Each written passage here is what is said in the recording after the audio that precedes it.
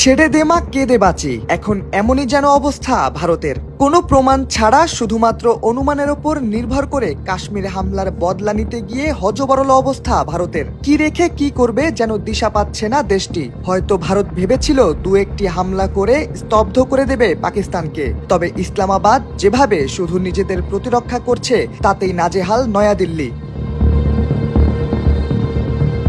এখন কি করবে ভারত? পাকিস্তানের কেবল প্রতিরক্ষার কাছেই নাজেহাল নয়াদিল্লি। অবশেষে রক্ষণাত্মক কৌশল হিসেবে ভারতীয় একটি ড্রোন ভূপাতিত করেছে পাকিস্তান। বৃহস্পতিবার আন্তর্জাতিক সংবাদ মাধ্যম আল জাজিরার একটি প্রতিবেদন বিষয়টি নিশ্চিত করেছে। সেখানে বলা হয়েছে, পাঞ্জাবের লাহোরে যে ড্রোনটি ভূপাতিত করা হয়েছে তা বিস্ফোরক বোঝাই ছিল।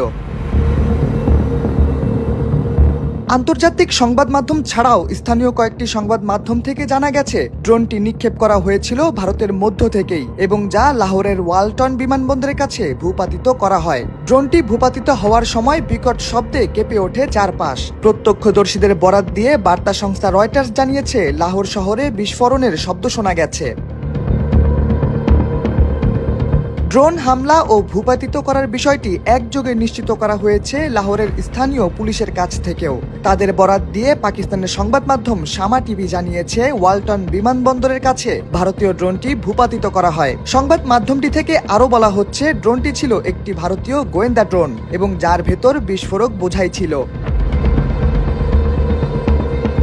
সরেজমিনে গিয়ে দেখে পুলিশ আরও জানিয়েছে, বিস্ফোরক বোঝাই এই ড্রোনটির আকার 1.5 থেকে 1.8 মিটার এবং এটি ভারতের সীমান্তের ওপার থেকে পরিচালিত হচ্ছিল এবং শহরের সংবেদনশীল ভবনগুলোর দিকে যাচ্ছিল। এর আগে বুধবার রাতে আবার ভারতে হামলা চালায় পাকিস্তান। নতুন করে চালানো এই হামলায় আরও 31 জনের মৃত্যু হয়েছে বলে জানা গেছে।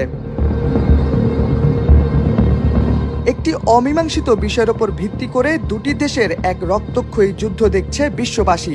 যে যুদ্ধে প্রথম উস্কানি দিয়েছে ভারত, দেশটিকে এর প্রাপ্য জবাব দেওয়া হবে বলে জানানো হয়েছে পাকিস্তানের পক্ষ থেকে। যেভাবে এ পর্যন্ত হামলা পাল্টা হামলা চলছে তাতে অনেক বিশ্লেষক মনে করছেন বড় কোনো দেশের মধ্যস্থতা ছাড়া এই যুদ্ধ থামবে না।